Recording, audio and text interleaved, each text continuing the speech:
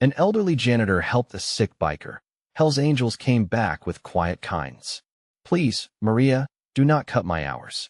I only need one more week to prove I can still keep up. Vernon Gable's voice cracked as he gripped the handle of his old cleaning cart with both hands, trying to hide the tremor running through his fingers. It was 9:43 p.m. inside the aging rural Ohio Community Center, and the 72-year-old janitor stood in worn brown work shoes with one split seam near the left toe, a folded utility notice for $74.50 tucked deep in his shirt pocket. His back had seized halfway through moving 3 heavy boxes of donated supplies, and every breath came shallow as the midnight shutoff warning pressed harder on him than the pain in his spine.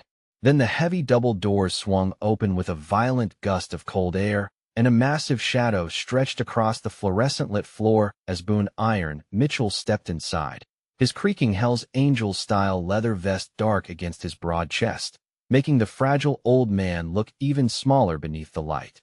Vernon froze with one hand still locked on the cart. For one terrible second, he thought the biker had come to complain, to start trouble, or to remind everyone that men like him did not belong in quiet places built for community meals, adult classes, and senior programs. Iron stood in the doorway without speaking, 6'4", broad as a garage door, his gray-streaked beard cut close to a hard jaw, old scars crossing one cheek, black tattoos disappearing beneath the cuffs of his leather jacket.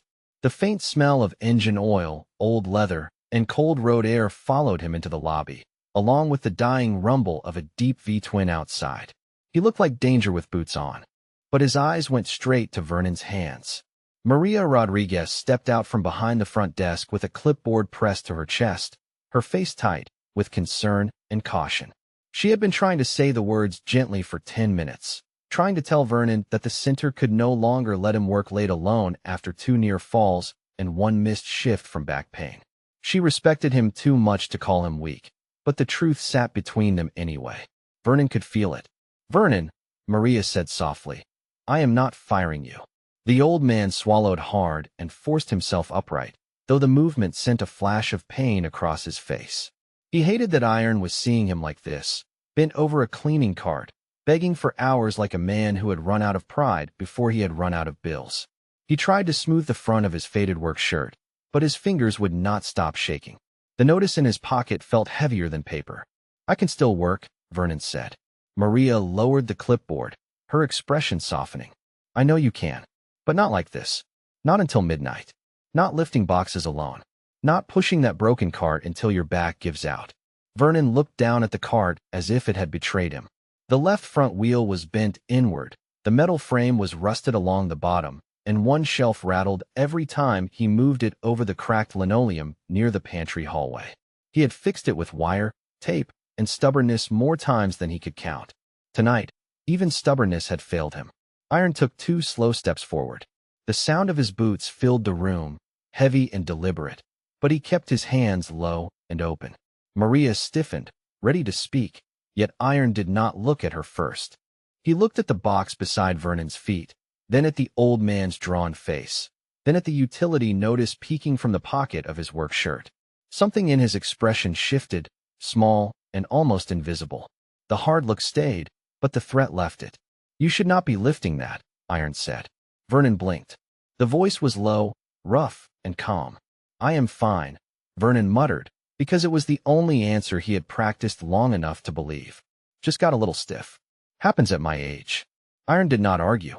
He simply bent, picked up the heavy box of supplies with both scarred hands, and set it on the counter as if it weighed nothing. Then he turned back to the old cleaning cart and studied its broken wheel with the same attention a mechanic gives a cracked engine block. He crouched slowly, leather creaking at his shoulders, one tattooed hand braced against his knee. "This wheel has been fighting you for a while," Iron said. Vernon's mouth tightened. "It still rolls." "Barely." Maria glanced from Iron to Vernon, surprised by the quietness of the exchange. She had expected the biker's arrival to make the room more dangerous, not calmer. Yet Iron's silence did not feel empty. It felt controlled. He was watching the problem before touching it. Outside, another motorcycle rolled into the parking lot, then another, their engines settling into a low, thunderous idle beneath the windows. The deep V-twin rumble vibrated through the old floor tiles like distant weather. Vernon felt it in his knees. Iron rose slowly from beside the broken cart, his leather vest creaking at the shoulders, his massive shadow still stretched across the floor. He looked at Vernon for one long second, as if trying to place a memory he had never forgotten. "We need to talk," Iron said. Vernon had no answer. The roar of the motorcycles outside settled into a low, guttural idle. Then one by one the engines cut out, leaving an almost unsettling quiet in their wake. Vernon Gable stood beside Maria Rodriguez near the community center's main entrance, one hand still close to the old cleaning cart, both of them looking toward the large glass doors.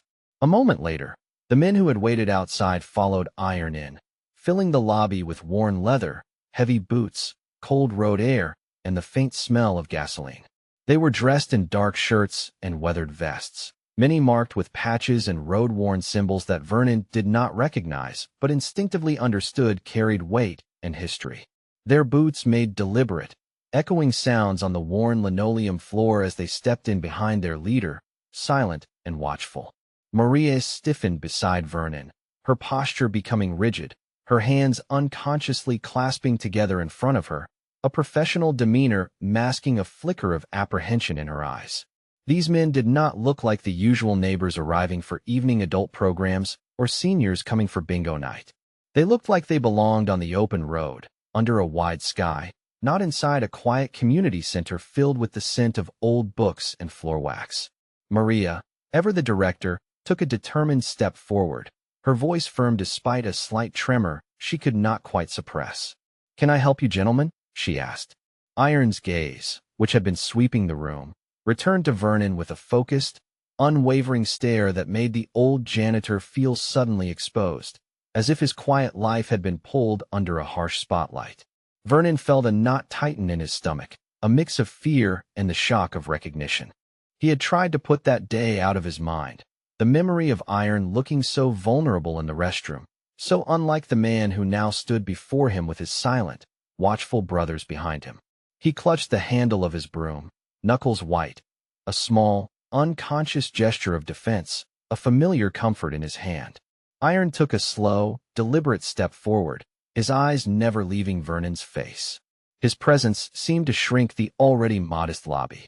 "My brothers are with me," Iron said, his voice a low, resonant rumble, surprisingly calm, and even for a man of his size and intimidating appearance.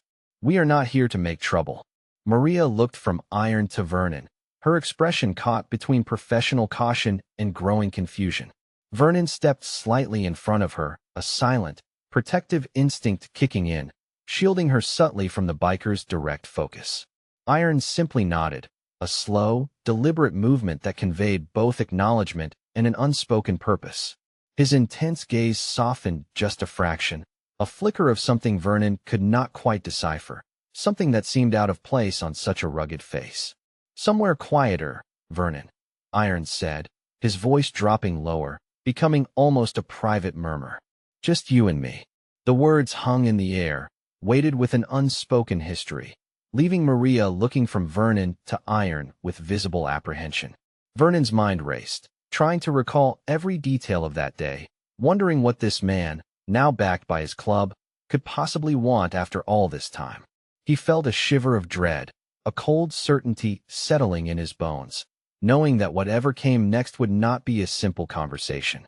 Boone Mitchell's request to speak in private hung in the air, thick with unspoken meaning and a palpable tension. Vernon Gable, still clutching his broom, felt Maria Rodriguez's eyes on him, a silent plea for him to be cautious, a worried furrow in her brow. Iron, however, did not wait for an answer or for Vernon to fully process the request. He turned slightly, gesturing with a tilt of his head toward a quieter alcove near a bulletin board, away from the main entrance and Maria's direct line of sight. It was a space usually reserved for forgotten coats or outdated flyers, a nook of quiet neglect. "This way, Vernon," Iron said, his voice firm, leaving no room for argument, his tone a quiet command. Vernon hesitated for only a moment, his gaze briefly meeting Maria's. She watched them go, her expression a mixture of apprehension and a director's professional curiosity, her hands still clasped tightly. She did not follow, but she did not turn away either, remaining a silent sentinel by the front desk, her attention fixed on their retreating figures. The alcove was small, lined with dusty shelves of forgotten brochures and a display case holding a few faded trophies from long-past old county volunteer awards. It offered a semblance of privacy, though the hum of the center's fluorescent lights still filled the space, a constant, low drone. Iron turned to face Vernon, his intense blue eyes fixed on the elderly janitor's face, searching, assessing. "Do you remember me, Vernon?" Iron asked, his voice low, almost gentle, a stark contrast to his imposing presence and the leather-clad men waiting silently in the lobby. Vernon swallowed, his throat suddenly dry, the memory of that day months ago rushing back with a sudden, vivid clarity.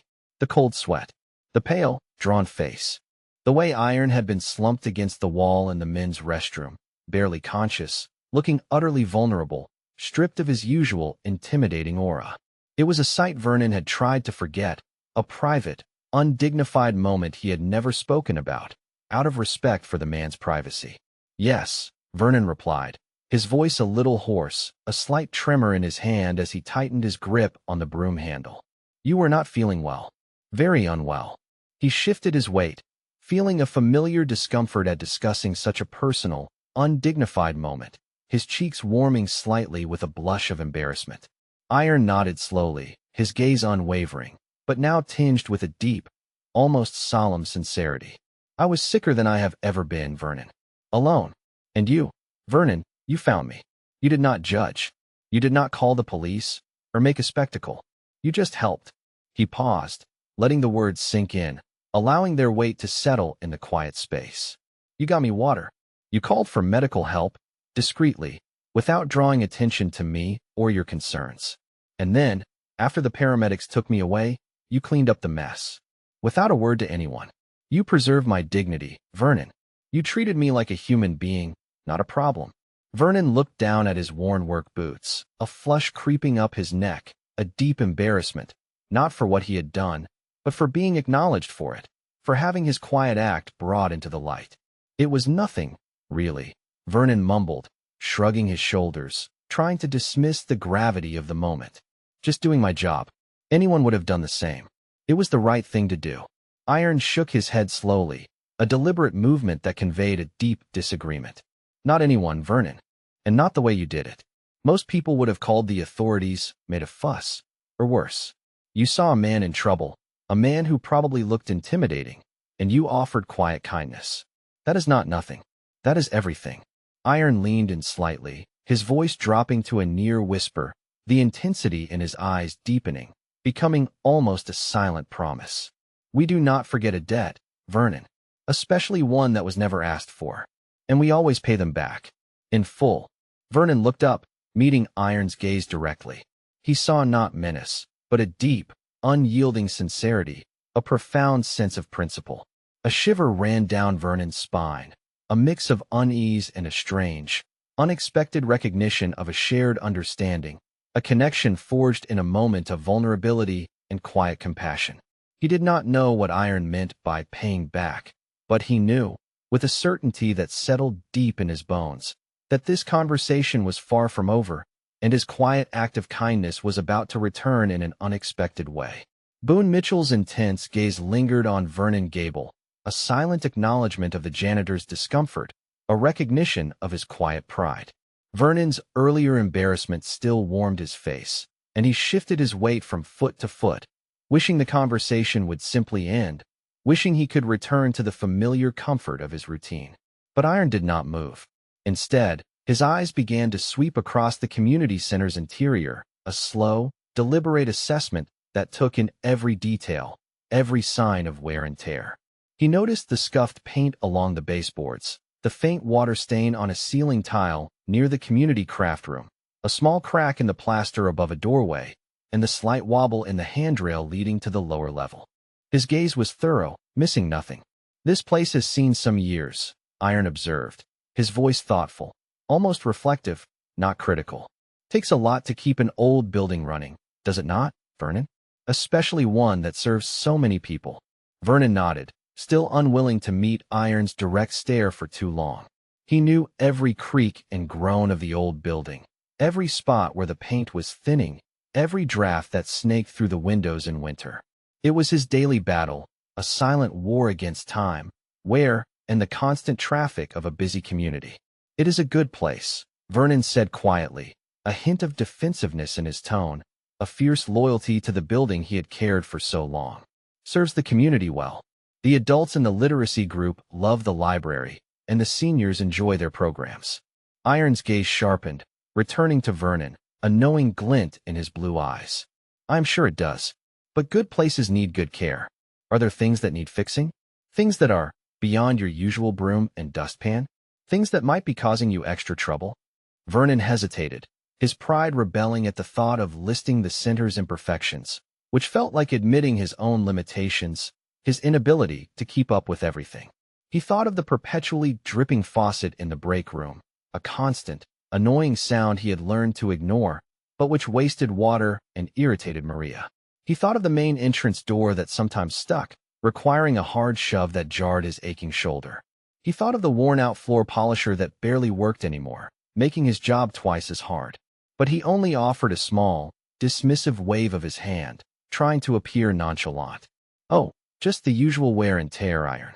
Nothing major. A few loose tiles, perhaps. A little paint touch-up here and there." He downplayed everything, unwilling to expose the full extent of the center's needs, or his own growing struggle to meet them. Iron, however, seemed to read between the lines of Vernon's reluctance, understanding the unspoken pride. He simply nodded again, a knowing look in his eyes, a silent acknowledgement of Vernon's unspoken resistance. He understood that Vernon would not ask for help directly, that it had to be offered in a way that preserved his dignity. Without another word to Vernon, Iron turned and walked purposefully toward the front desk, where Maria Rodriguez still stood, watching them with a mixture of curiosity and apprehension, her arms now crossed defensively. Vernon watched him go, a fresh wave of unease washing over him. What was Iron going to say to Maria? Iron stopped a respectful distance from Maria's desk, his posture relaxed but attentive. "Ma'am," he began, his voice calm and even, a polite formality in his tone. "My club and I would like to offer some help around the center. Some volunteer work." Maria's eyes widened slightly, her skepticism immediately evident, a flicker of suspicion crossing her face. She straightened, her posture becoming more formal, her professional guard fully up. "Help? What kind of help, Mr. Mitchell?" she asked, her tone guarded, a clear challenge in her voice. "We are a community center. We have a budget and procedures for hiring contractors, and we certainly do not accept just anyone." Iron met her gaze directly, his blue eyes steady and clear. "We have skills, ma'am. Welding, carpentry, painting, general repairs. We want to give back." Vernon here mentioned a few things that could use attention, some of the wear and tear he is always battling.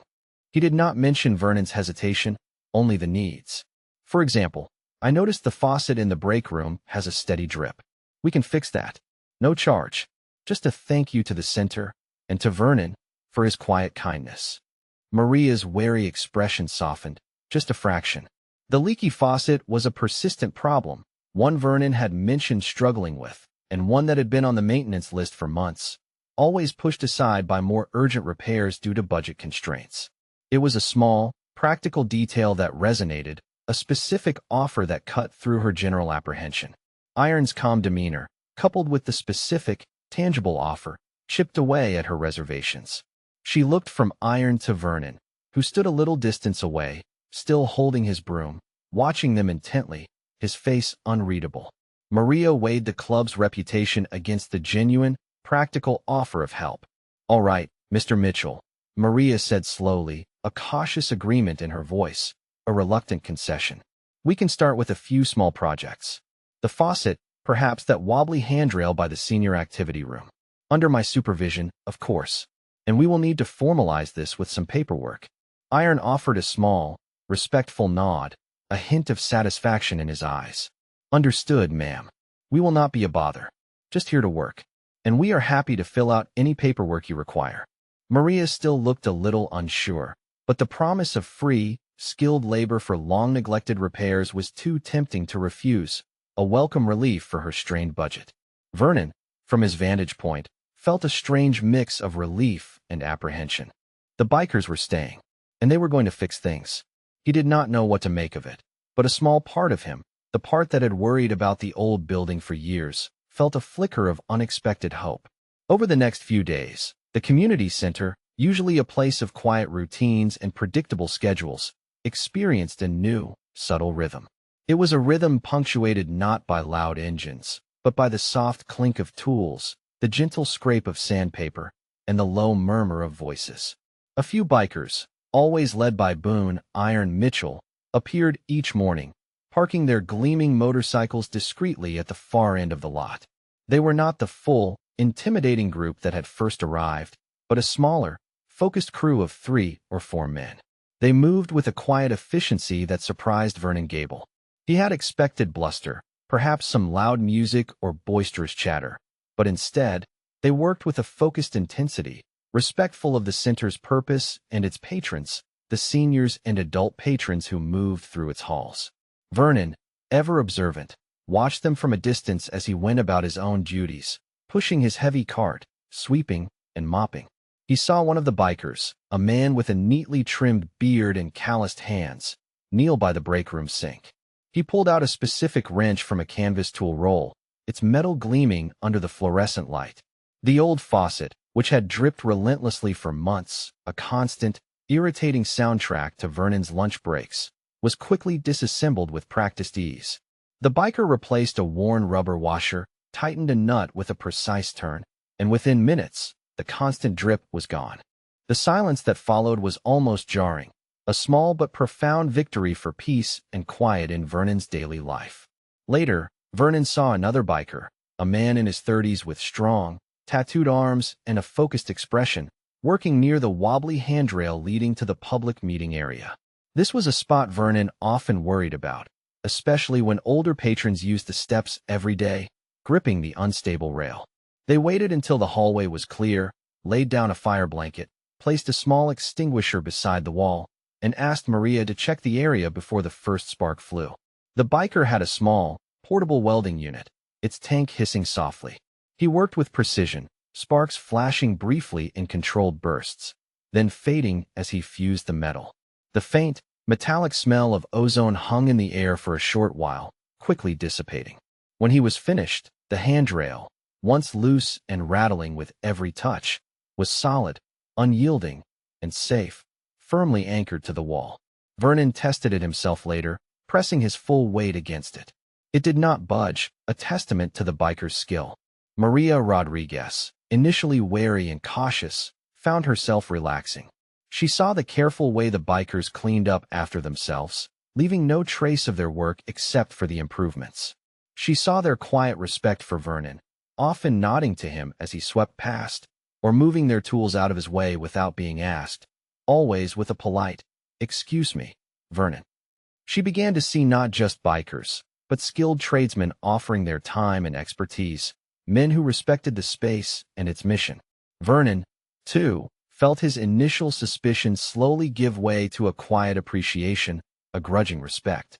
He noticed the small details, the way they covered the floor with tarps before painting, the way they spoke in low tones so as not to disturb the classes, the way they always asked Maria if their work was satisfactory before leaving for the day.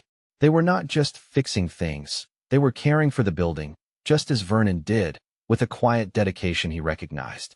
He still carried his worn broom and dustpan, symbols of his long service, but now, as he swept the newly quiet break room, he felt a strange sense of companionship, a shared purpose. He did not speak much to the bikers, and they did not press him for conversation, understanding his quiet nature. But there was an unspoken understanding growing between them, a shared respect for honest work and quiet dedication. He knew they were paying a debt, as Iron had said, but it felt like something more, something that eased a burden Vernon had not realized he was carrying alone, a quiet weight lifted from his shoulders. Boone, Iron, Mitchell watched Vernon Gable from across the community center's main hall, his blue eyes observant and thoughtful. Vernon was pushing his old cleaning cart, a heavy, metal contraption with squeaky wheels and rust spots, across the worn linoleum. Iron noticed the way Vernon leaned into it, his shoulders hunched, his steps slow and deliberate, each movement an effort. The cart was clearly a burden, especially when its stiff wheels caught on a loose tile or a seam in the floor, forcing Vernon to use his full body weight to dislodge it. Iron had seen Vernon wince more than once, a subtle tightening around his eyes, a quick clenching of his jaw that spoke of hidden pain, of a body pushed beyond its limits. He remembered his own body's betrayal when he was sick, the way simple movements became monumental tasks, the crushing weight of vulnerability. He understood Vernon's quiet struggle, the fierce pride that kept him from complaining, the unwavering determination that pushed him forward despite the obvious discomfort and the visible strain on his aging frame. Iron walked over to Maria Rodriguez's office, knocking gently on the open doorframe. She looked up from her computer, a slight, genuine smile on her face, a clear sign that her earlier wariness of the bikers had significantly lessened, replaced by a growing trust. "Mr. Mitchell," she greeted him, her voice much warmer and more relaxed than before. "Please, come in. The handrail is solid as a rock, and the faucet has not dripped once. We are all very grateful for your club's work. The place feels much better." Iron nodded, a hint of a smile touching his lips, but his gaze was serious, his purpose clear. "Maria," he began, his voice low and earnest, "I wanted to ask you something about Vernon. Something a little more personal." Maria's smile faded, replaced by a look of concern, her brow furrowing slightly. "Vernon? Is everything all right? He seems a little lighter these days, with the repairs you all have done." Iron lowered his voice further, leaning slightly against the doorframe, ensuring their conversation remained private. "He is a proud man. I can see that. But that cleaning cart, it looks like it is working him harder than he should be working. It is old, heavy, and those wheels are terrible." Maria sighed, a sound of gentle frustration and deep affection. "He is. I have tried to talk to him about it. About slowing down, about getting help, about replacing that old cart. But he refuses. He lives alone, Mr. Mitchell. This job, this center, it is his life. His purpose. He does not want to feel like a burden, or like he is losing his independence. He sees it as giving up." She paused, her eyes softening with a deep empathy. "He is a good man, Vernon. He always has been. He just does not know how to accept help, especially when it feels like charity." Iron listened intently, his eyes thoughtful, absorbing every word. He understood that kind of stubborn pride, that fierce independence. He had seen it in himself and in many of his brothers, a strength that could also become a cage, isolating a man when he needed connection most. "Does he have any family nearby?" Iron asked, seeking to understand the full scope of Vernon's situation. Maria shook her head slowly, a touch of sadness in her expression. "No, not really. His wife passed away years ago. His adult son and daughter moved out of state, busy with their own lives. He is very much on his own, for all intents and purposes. This center is his family." Iron nodded slowly, absorbing the information, connecting the dots. He understood the depth of Vernon's situation now, the quiet desperation behind his refusal to admit weakness, the profound need for purpose.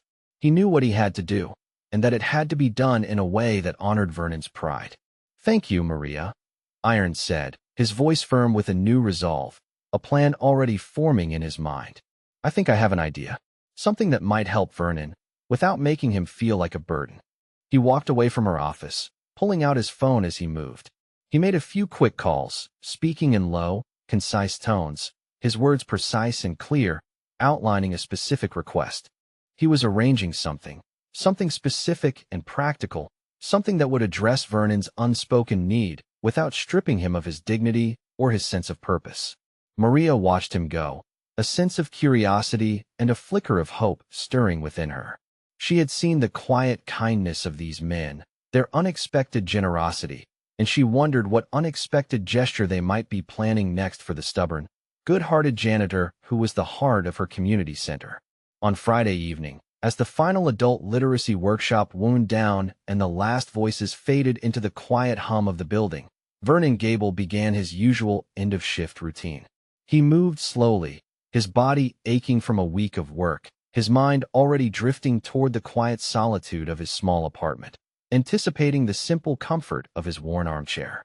He pushed his old, heavy cleaning cart down the main hallway, the squeak of its stiff wheels a familiar, weary rhythm, a constant reminder of the day's physical toll. He had just finished mopping the lobby, the scent of lemon cleaner lingering in the air, when Boone Iron Mitchell appeared, his presence still commanding, but now carrying a different weight, one of quiet purpose. Iron was not alone. Maria Rodriguez stood beside him, her expression a mixture of anticipation and a soft smile. A few of the regular community center patrons, including an elderly couple who often played chess in the common room, were clustered nearby, their faces holding a mixture of curiosity and expectation. "Vernon," Iron said, his voice carrying clearly in the emptying hall, gentle but firm. "Could you join us for a moment? In the break room, if you do not mind." Vernon felt a flicker of surprise, then a nod of apprehension. He was not accustomed to being called for anything other than a new spill or a forgotten task. He looked at Maria, who offered a small, encouraging smile, a silent reassurance. Setting aside his broom, Vernon slowly pushed his cart toward the break room, a sense of quiet apprehension settling over him, wondering what new problem awaited him. When he stepped inside the break room, his breath caught in his throat. The small room, once dingy and smelling faintly of stale coffee and old cleaning supplies, was utterly transformed. The walls, previously a tired, faded yellow, were now painted a warm, light cream color, making the space feel larger, brighter, and more inviting. The old, chipped formica table still stood in the center, a familiar anchor, but in a corner, where Vernon usually ate his lunch perched on a hard plastic chair, sat a brand-new, comfortable armchair upholstered in a soft, durable fabric in a calming shade of blue. It looked inviting, a place for real rest, a haven of comfort. But what truly drew his eye, what truly made his heart skip a beat, was parked neatly by the door, right where his old, heavy, squeaky cart usually sat.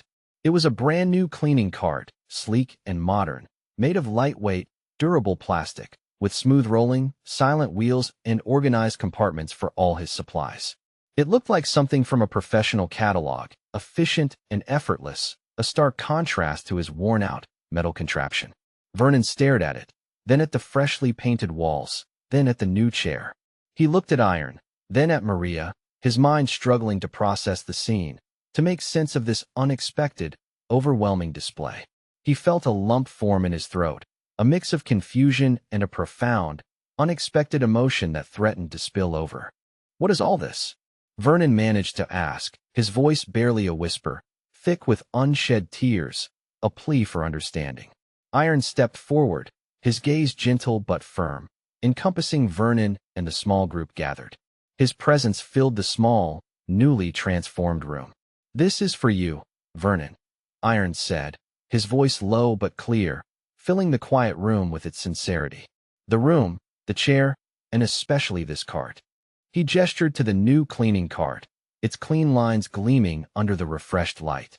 "It is a thank you for looking out for a stranger when he needed it most, for your quiet kindness, for treating a man with dignity when he had none left." The words hung in the air, weighted with the history of that day in the restroom, a debt silently acknowledged, now openly repaid in a tangible, deeply personal way. Vernon felt a wave of warmth spread through him, quickly followed by the familiar, ingrained urge to protest, to say it was too much, that he did not deserve it, that he could not accept such a gift. But the sincerity in Iron's eyes, the quiet respect in his posture, and the gentle, knowing smiles on the faces of Maria and the patrons held him still, silencing his protests before they could fully form. He looked at the new cart again, imagining the ease it would bring to his aching body, the small comfort it offered. He saw Maria smiling, her eyes shining with understanding and a quiet pride. He understood then that this was not charity. This was a recognition, a validation of his quiet service, a profound gesture of gratitude that went beyond mere words, a testament to a kindness he had long forgotten.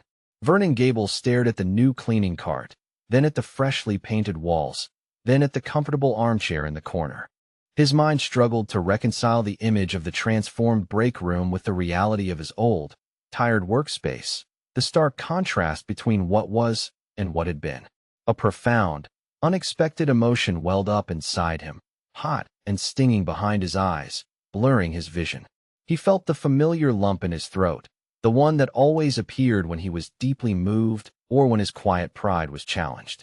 He tried to speak, but his voice was thick with unshed tears, caught somewhere between gratitude and an ingrained reluctance to accept such a gift.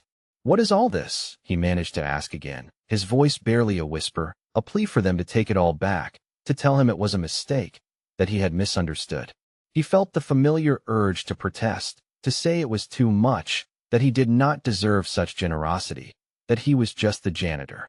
His ingrained independence, his lifelong habit of giving without expectation or acknowledgement, made accepting such a personal, profound gift almost impossible. He started to shake his head, a silent refusal forming on his lips, his gaze darting nervously between Iron and Maria. But Iron stepped forward, his expression gentle but firm, his presence radiating a quiet authority that stopped Vernon's protest before it could fully form.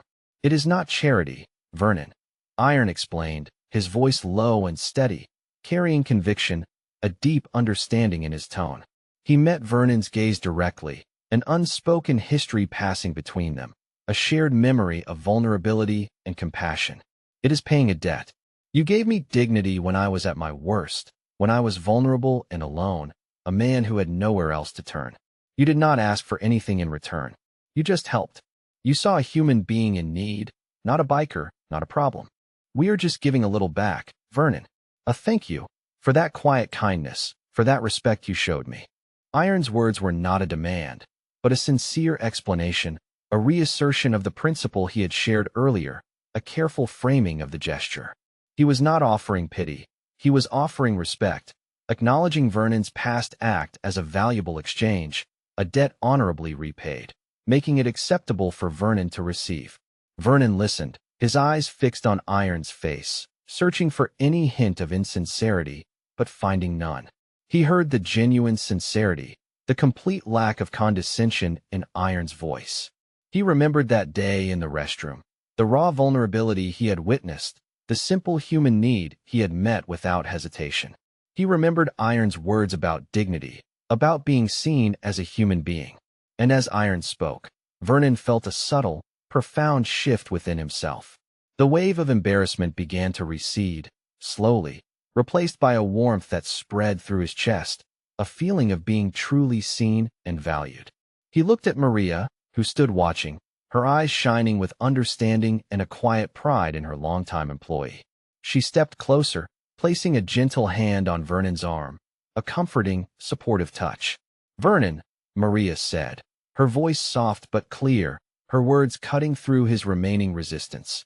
"You are the heart of this center. You keep this place running. You look after everyone here, quietly, diligently. You deserve to be looked after too. This is not just for you. It is for everything you do for all of us." Her words, combined with Iron's steadfast gaze and the silent, respectful presence of the other patrons, finally broke through Vernon's defenses. He looked at the new cleaning cart again, so light, so efficient, a tool that would ease the daily strain on his aching body, a promise of less pain. He looked at the comfortable armchair, a place where he could truly rest during his lunch break, not just perch on a hard plastic seat, a small luxury he had never allowed himself. He saw not charity, but recognition, not a handout, but a profound gesture of gratitude for a lifetime of quiet service, for a single, selfless act of kindness. The tears that had been welling in his eyes finally spilled over, tracing warm paths down his weathered cheeks, a release of emotion he had held in for so long. He did not try to wipe them away.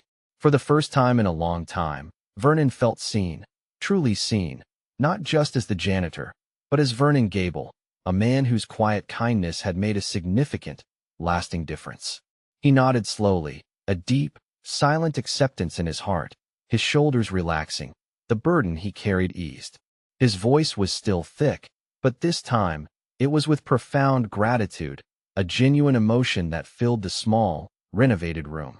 "Thank you," Vernon whispered, his gaze sweeping over Iron, Maria, and the renovated room, encompassing everyone in his heartfelt appreciation. Thank you all. More than you know.